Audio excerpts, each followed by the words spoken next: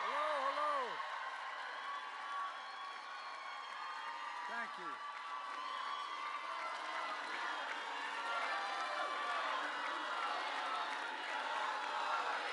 Thank you, thank you. Thank you. Thank you. Please, have a seat. Giovanni, I know from experience it takes extraordinary courage for you to stand up here and retell your son's story. Many of you who have lost someone to gun violence. It's been a passion of mine for a long, long time. It's a reason way back, a long time ago, I authored the Violence Against Women Act, which no one thought made any sense at the time.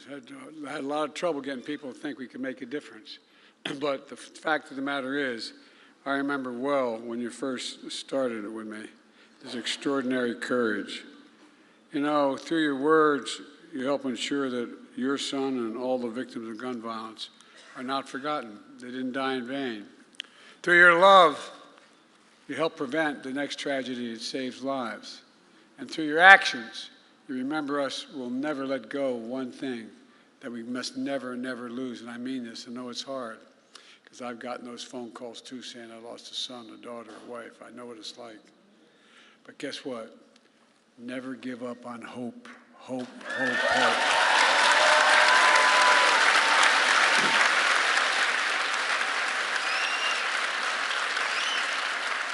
I give you my word, I know what that feels, that black hole when you receive that phone call. It seems like your black hole in your chest, you're being sucked into it. Just showing up here with all the work you've done takes some courage, because it reminds you of the moment you got that phone call. It reminds you, no matter how long it goes.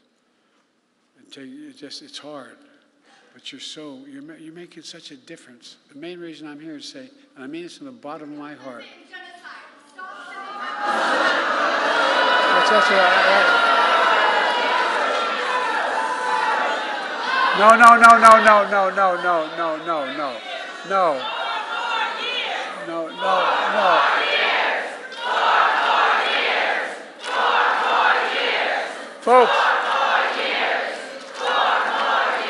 Folks, it's okay. Look, they care. Innocent children have been lost. They make a point. Come on now. Thank you for honoring gun violence survivors.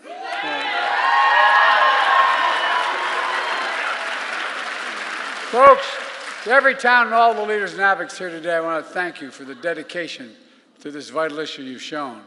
And to all the survivors, veterans, families, moms who have turned their pain and your purpose into the loss and you're determined to not focus on your anger, but on what you can do. Look, folks, you've helped power a movement that is turning this cause into reality, especially young people who demanded our nation do better to protect us all, who protested, who organized, who voted, who ran for office, and yes, who marched for their lives. From my perspective, today is about celebrating you. You're the reason I'm so optimistic about the future of our country, and I mean that. In 2 weeks, we'll mark the 2nd anniversary of the Bipartisan Safer Communities Act.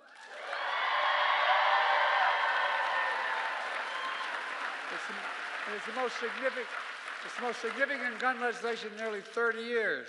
And we passed it only because you went out and worked like hell to get it done. You may have the idea, but you got it made. You made it happen. It was designed to reduce gun violence and save lives, and I'm so proud of the tremendous progress we made since then. You know, the year before I came to the presidency, the murder rate was the highest increase on record. Last year, we saw the largest decrease of murder in history of it. And those rates are continuing to fall faster than ever. Last year, we also saw one of the lowest rates of all violent crime in nearly 50 years. Murder, rape, aggravated assault, robbery, all dropped sharply, along with burglary and property crime. This matters. So much of this progress is because, and I'm not just trying to be solicitous, it's because of you. Don't underestimate what you've done. It's amazing what you've done. You've changed people's minds, your neighbors, your friends, the folks down at the restaurant, the folks at the grocery store. Through the American Rescue Plan, I was able to invest $15 billion, the largest investment ever to reduce crime. And we build on that progress with your help. Through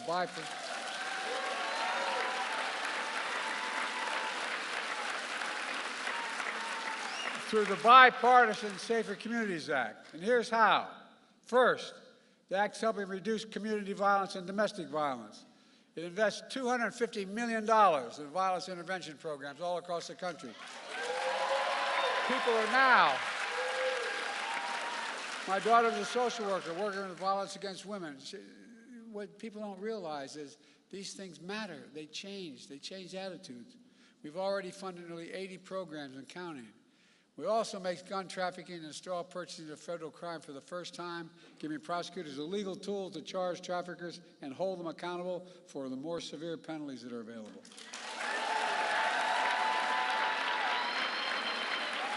Additionally, the law strengthens background checks for anyone under the age of 21 trying to purchase a firearm. And it's about time. There's more we have to do there. It's a big deal. Since the law was passed and implemented, the FBI stopped more than 700 sales of firearms for individuals under the age of 21. And about 20,000 unlicensed firearms dealers are now required to become licensed to run background checks, which will keep guns out of dangerous hands.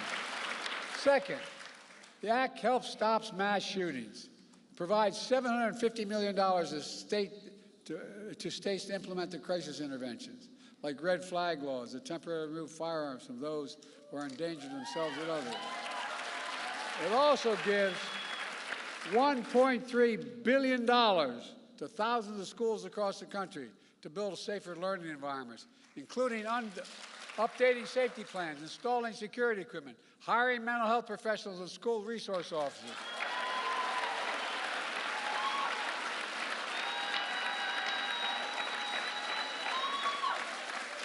I'm married to a full-time teacher, I get it. As well as violent intervention teams. Folks, look. Third, the Act invests over $1 billion, the largest one-time investment ever in youth mental health in our schools.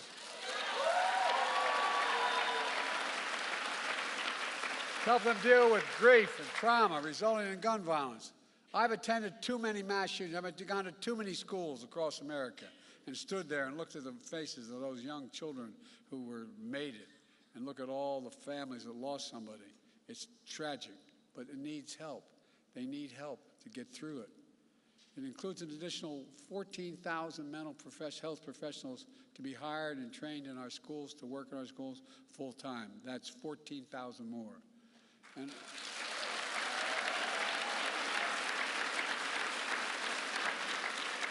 And over 170,000 Americans across the country have been trained to identify when someone is having a mental health crisis, connect them to the help they need. By the way, one of the reasons I wrote the latest veterans bill was because more veterans and more active duty personnel are dying of suicide than any combat zone. It matters. And folks, this historic law is already saving lives, but there's still so much more to do to maximize the benefits of the Bipartisan Safer Communities Act. That's why last September, I established the first ever White House Office of Gun Violence Prevention.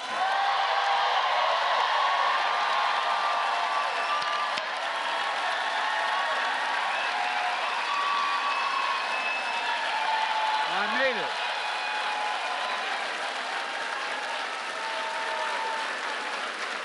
We got first-rate professionals there and overseen by my incredible vice president.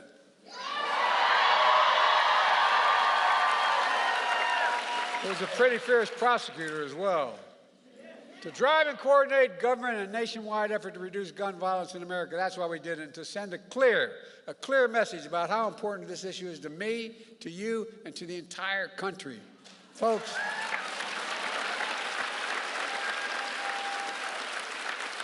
you're changing the nation. You really are.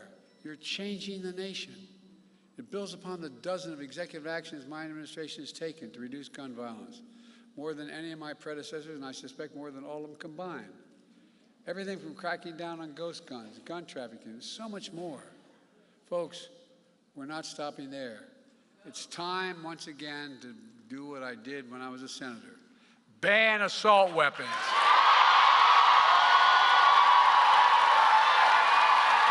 I mean it.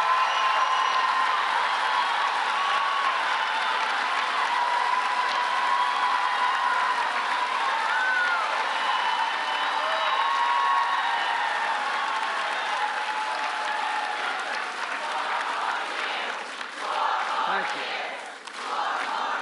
Who in God's name needs a magazine which can hold 200 shells?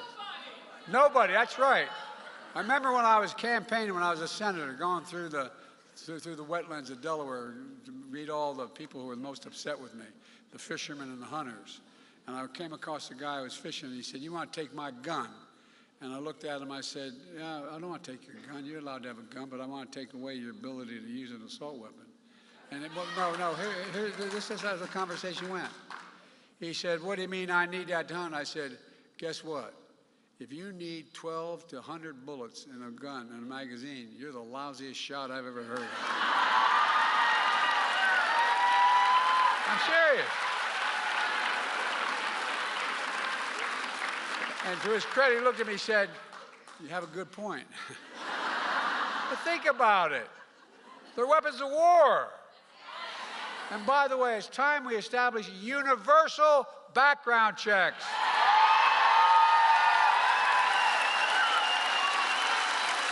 And by the way, and require the safe storage of firearms.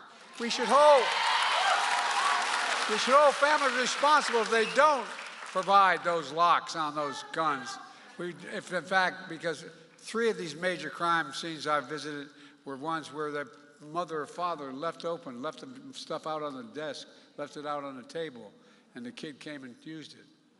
And by the way, this is most important. The only industry in America that has immunity are gun dealers. We got to end it. End it now. No, I mean it.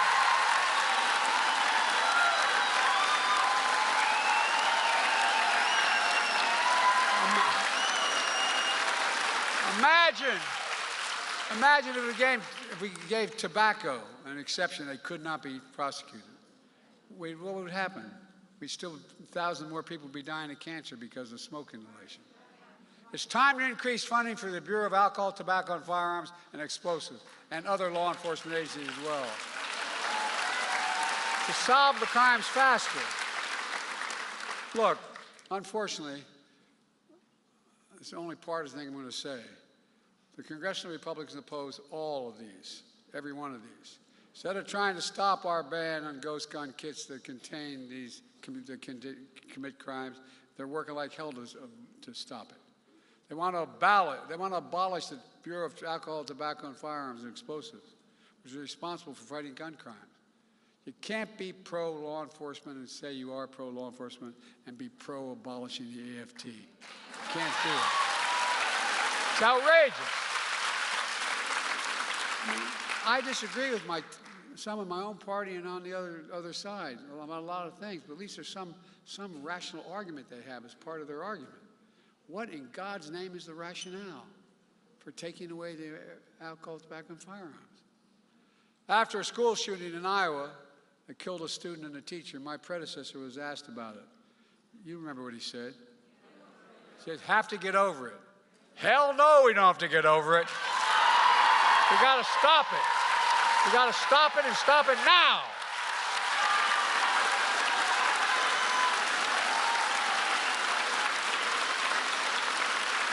More children are killed in America by guns than cancer and car accidents combined. My predecessor told the NRA convention recently, he's proud that, quote, "I did nothing on guns when I was president. And by doing nothing, he made the situation considerably worse." That's why Everytown, why this summit, why all of you here today are so damn important. We need you. We need you to overcome the unrelenting opposition of the gun lobby, gun manufacturers, so many politicians when they oppose common sense gun legislation. I used to be when I was no longer the vice president, I became a professor at the University of Pennsylvania. Before that, I taught a constitutional law class, and so I taught the Second Amendment. There's never been a time that says you can own anything you want. Never. You couldn't own a cannon during the Civil War. No, I'm serious. Think about it. How much have you heard this phrase? The blood of liberty. Wash of dough. Give me a break. No, I mean it. Seriously. And by the way, if they want to think to take on government if we get out of line, which they're talking again about, well, guess what? They need F-15s. They don't need a rifle. Folks, look, this is crazy what we're talking about. Because whether we're Democrats or Republicans, we want our families to be safe. We all want to drop them off at a house of worship, a mall, a movie theater, a school, without worrying it's the last time I'm going to get to see them. We all want. We all want our kids to have the freedom to learn how to read and write in schools instead of learn how to duck and cover, for God's sake. And above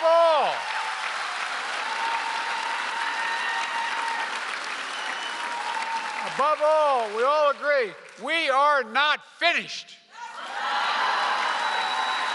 Look, no single action can solve the entirety of the gun violence epidemic, but together, our efforts, your efforts, are saving lives. You can help rally a nation with a sense of urgency and seriousness of purpose. You're changing the culture. And we've proven we can do more than just thoughts and prayers. Just more than thoughts and prayers. You're changing politics. You're proving that you're powerful and you're relentless, and I mean that. Let me close with this. I know many people here have been impacted by gun violence and are tired and frustrated. No, I know. I've been to too many. I've literally spoken with well over 1,000 families at these events that I've attended, mass shootings. And look in their eyes. You can almost feel that black hole they feel in the center of their chest, like they're being sucked in. There's no way out. If they have remaining children, you look at the children and they wonder, Mommy, Daddy, how about me? And I know you may wonder, are we ever going to make full progress that we need to make? I'm here to tell you, we have no choice. We cannot give up trying. For all the lives lost and all those who are still there to save, we're going to get there. I have no illusions about how difficult it may be, but I also have no illusions about the people in this room. You're changing the attitude of the public. I really mean, I'm going back to why I got here in the first place. That is to say thank you. I can come up with all these ideas about the laws we can change to make it easier. But you're changing people's lives. You're convincing your neighbors and people this is necessary. It's beginning to move. Look what we've already done around the community. Look at the movement you've built, the elected officials standing with you. Look at all the mothers' organizations across the country. Mr. President, you are making a change too. I love you so much and God bless you.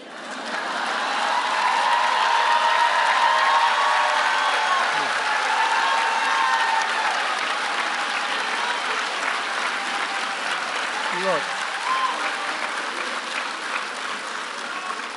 when there's a crisis, half what people affected by a crisis have to know is anybody listening?